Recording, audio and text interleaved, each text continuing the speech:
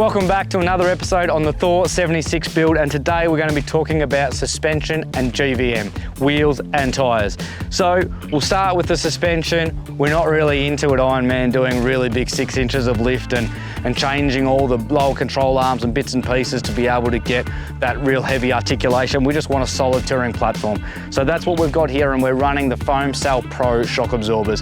So Ironman offer 3 different types of shock absorber. We've got our nitro gas, our foam cell, and our Foam Cell Pro. So your nitro gas are really good for your daily driver, maybe a daily tradie who's getting out on the weekends doing a little bit of four-wheel driving.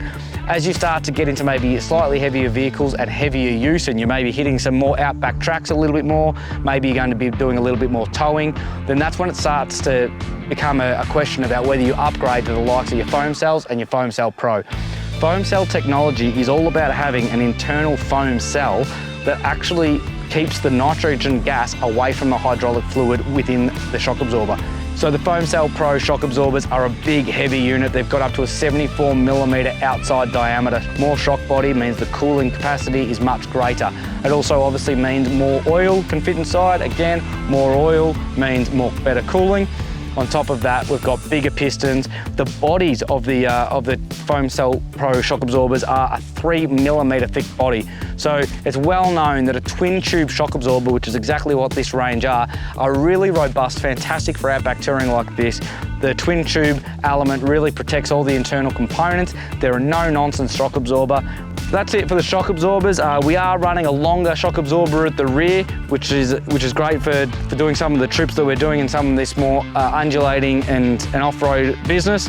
And on top of that, it's all about matching then your shock absorbers to the right springs. So springs is about weight, and it's really about matching the springs to the weight of the vehicle. So I get a lot of questions in regards to this particular car and how much it weighs. So we've done a GVM upgrade to 3660. That's about a 600 kilo improvement over it comes out of the factory. And as it sits on the scales today with, we've got to keep in mind, we've got the bull bar, the winch, the lighting, with the rear bar, the rooftop conversion, the custom setup in the back, plus the 130 litres of fuel and passengers. When I've got that set up for touring, I'm sitting at about the 3.3 tonne mark. So we've still got a really comfortable about 300 kilos there to play with, which is perfect in the instance that I might want to maybe chuck on a trailer or a caravan for a trip. So there we are for our shock absorbers and our suspension and our GVM kit, all available through your Ironman store.